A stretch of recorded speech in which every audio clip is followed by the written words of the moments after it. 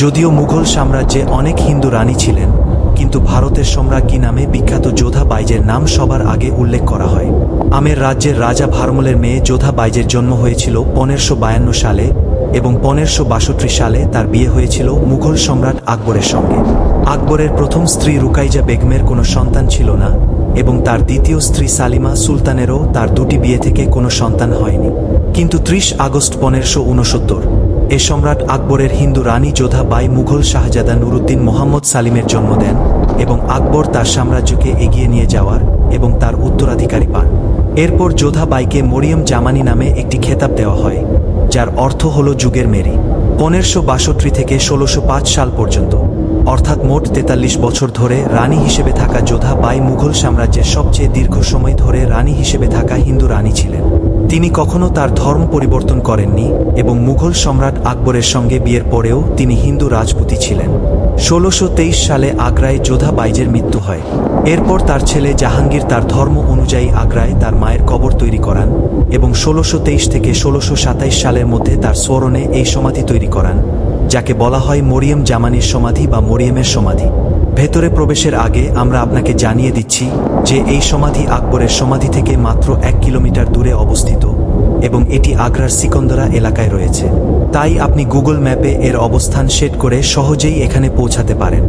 Jodha by সম্রাট আকবরের সবচেয়ে প্রিয়, বুদ্ধিমান এবং প্রভাবশালী রানী ছিলেন এবং তিনি ছিলেন অত্যন্ত সুন্দরী। এই কারণে সম্রাট তাকে প্রায়ই চাঁদের টুকরো বলে ডাকতেন। যোধা বাইজের পাশাপাশি তাকে হরখা বাই এবং শাহী বেগম নামেও ডাকা হতো। এই পুরো কাঠামোটি যা আপনি দেখছেন, এটি একসময় বারাদরি ছিল, যা সিকন্দর লোদি 1495 সালে তৈরি করিয়েছিলেন। 1623 সালে মুঘলরা এই বারাদ্দটি গ্রহণ করে এর পুনর্নির্মাণ করায় এবং এটিকে সমাধিতে রূপান্তরিত করে। এর দেয়ালে আপনি সুন্দর চিত্রকর্ম এবং বিভিন্ন ধরনের ফুলের নকশা দেখতে পাবেন। এই গ্রাউন্ড ফ্লোরে সিকন্দর লোদি প্রায় 400টি কাঠামো তৈরি করিয়েছিলেন। এই প্লাস্টার করা দেয়ালে আপনি কিছু ম্লান হয়ে যাওয়া সুন্দর পেইন্টিং দেখতে পাবেন, যা থেকে বোঝা যায় যে সেই যুগেও শিল্পকর্মের মাধ্যমে এই স্থানটিকে সুন্দর করতে কোনো কমতি রাখা হয়নি। জাহাঙ্গীর এখানে মধ্যভাগের নিচের অংশে একটি তহখানাও তৈরি করিয়েছিলেন, যেখানে যোধা বাইজের কবর রয়েছে, যা আমরা আপনাকে কিছুক্ষণ পর দেখাবো।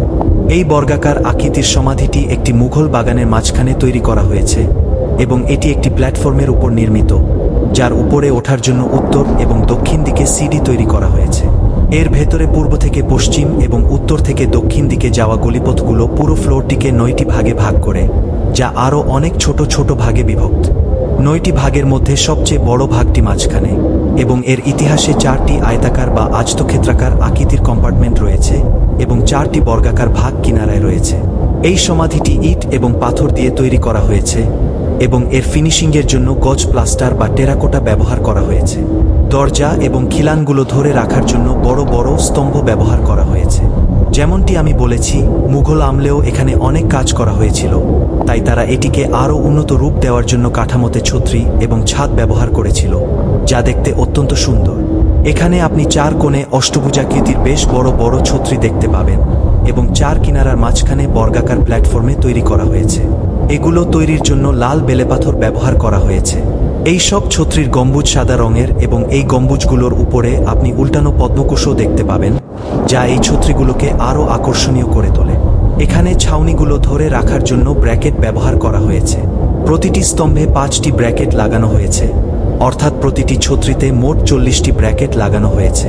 এখানে তৈরি সব ছাদ আয়তক্ষেত্রাকার এবং ছত্রিগুলোর মতোই এগুলোতেও ব্র্যাকেট ব্যবহার করা হয়েছে এবং এগুলোর ছাদও সাদা রঙের।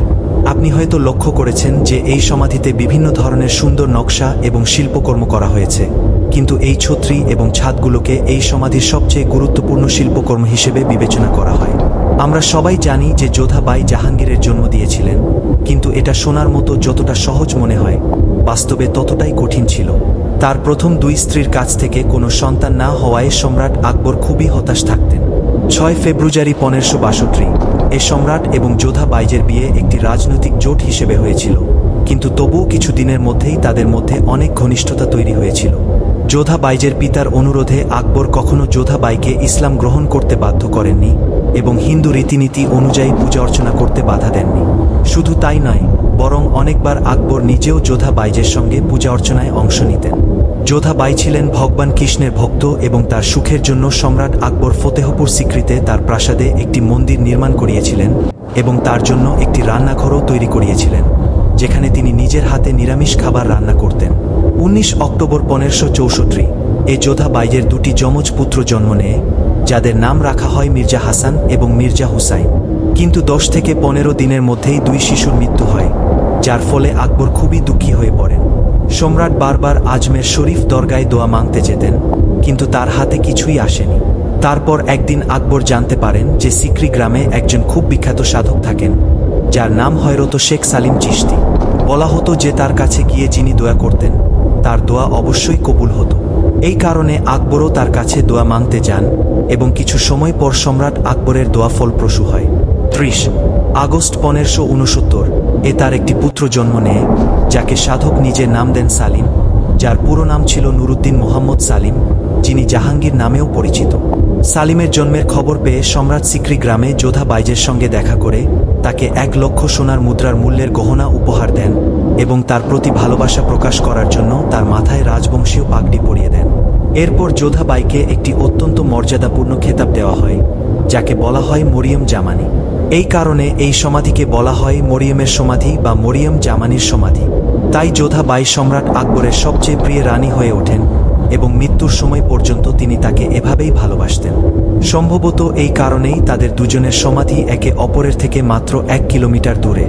এখন আমরা আপনাকে এই সমাধির সবচেয়ে বিশেষ স্থানটি দেখাবো, অর্থাৎ মুঘল সম্রাট আকবরের স্ত্রী এবং জাহাঙ্গীরের মা যোধাবাইজের কবর। এই সমাধির বাইরের অংশটি পুনর্নির্মাণ করা হয়েছিল, যার জন্য লাল বেলেপাথর ব্যবহার করা হয়েছিল। সিডি দিয়ে এখানে পৌঁছানো যেত, কিন্তু এখন এই সিডিগুলো সরকার স্থায়ীভাবে বন্ধ করে দিয়েছে। এই ভবনের চারপাশের মাঝের অংশে আপনি একটি আয়তক্ষেত্রাকার কাঠামো দেখতে পাবেন, যা সামান্য বাইরের দিকে বেরিয়ে আছে এবং এতে একটি খিলানও তৈরি করা হয়েছে। এই সমাধির একটি বিশেষ বৈশিষ্ট্য হল এটি সামনে এবং পিছনে দুদিক থেকেই একই রকম দেখায়। এখানে সামনে এবং পিছনে দুদিক থেকেই প্রবেশ করা যায়, তাই এটি ছিল মরিয়ম জামানি বা যোধাবাইজের সমাধি। যেমনটি আমরা আপনাকে আগেও বলেছি, এটির থেকে 1 কিলোমিটার দূরে সম্রাটের সমাধি তৈরি করা হয়েছে, যা তিনি তার জীবদ্দশায় তৈরি শুরু করিয়েছিলেন। এই সমাধিটিও তার মায়ের সমাধির মতো তার ছেলে জাহাঙ্গীর তৈরি করিয়েছিলেন এবং এটি 1605 থেকে 1613 সালের মধ্যে সম্পূর্ণ করা হয়েছিল। সেই সময় এই সমাধি তৈরির জন্য 15 লক্ষ রুপি খরচ হয়েছিল। এই সমাধিতেও আপনি খুব সুন্দর শিল্পকর্ম দেখতে পাবেন। সম্রাট আকবর যোধাবাইজের জন্য 4টি স্থানে মান্দু, ইলাহাবাদ, আগ্রা এবং ফতেহপুর সিক্রিতে প্রাসাদ তৈরি করিয়ে দিয়েছিলেন। যদিও আগ্রার কেল্লায় জাহাঙ্গীরি মহলকে যোধাবাইজের বাসস্থান হিসেবে মনে করা হয়, যেখানে তার জন্য একটি ব্যক্তিগত বাগানও তৈরি করা হয়েছিল, কিন্তু রাজস্থানী স্থাপত্য অনুযায়ী যোধাবাইজের জন্য তৈরি ফতেহপুর সিক্রির প্রাসাদটি তার সবচেয়ে বড় এবং সুন্দর প্রাসাদ হিসেবে বিবেচিত হয়।